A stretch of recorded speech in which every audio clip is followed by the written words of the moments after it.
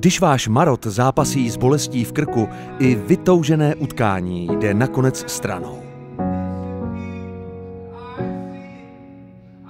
Tím, jak se chováme, naše děti učíme, co je opravdu důležité.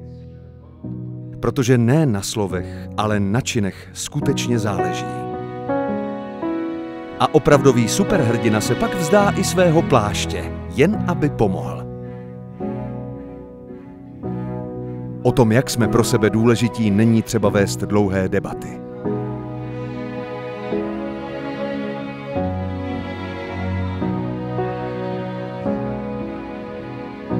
Největší výhra je pomoc našim blízkým.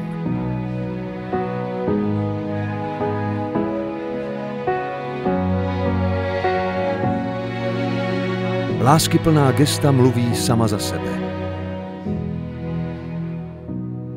Protože pravá láska nepotřebuje slova, ale je tu vždy, když je to nejvíc potřeba. Stejně jako Tantum Verde. Účinně léčí bolest a zánět v krku a ústní dutině.